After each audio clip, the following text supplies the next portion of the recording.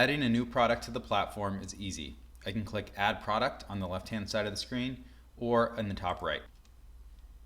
Here I can upload assets by dragging and dropping, or I can upload from a folder.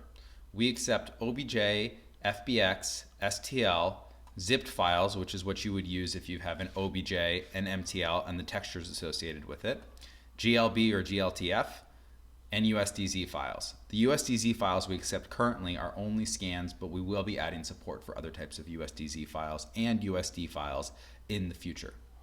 So I'm going to upload an asset. I'll take some of these test assets, select multiple, and click open.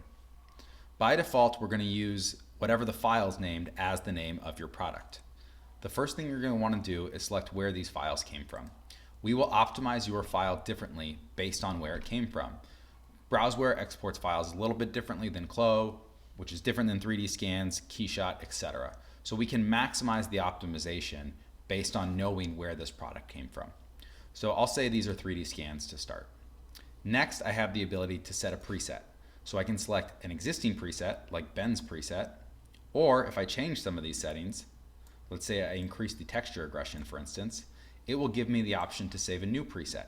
Now you don't have to save a new preset. We find it's the best way to get consistent results, especially across multiple users in your organization.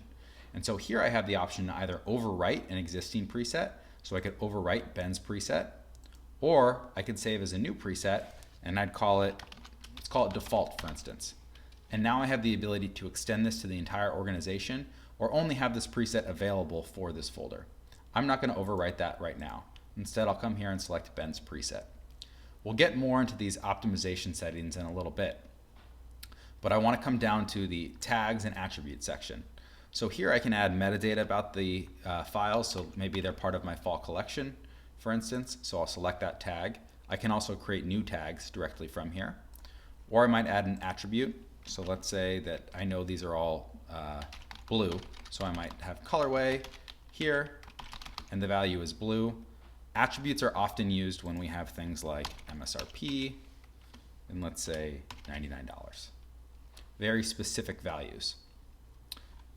Then I'm going to come up here and I can click create, and when I click create, it will upload the files to the platform and automatically convert them, process them, and optimize them.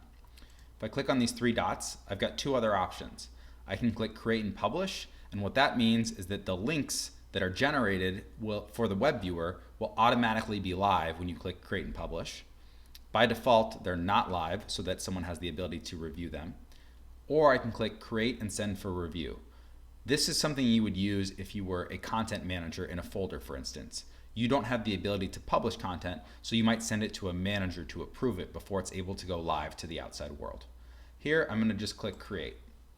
Once I click create, I'm going to see a loading screen for a second, and then I'm going to see that these files are currently being uploaded. If I click on a file, I can see that it's going to be uploading in the background. After the file uploads, you're going to see a pending state, then processing, and ultimately it'll move to a draft state once it's completed.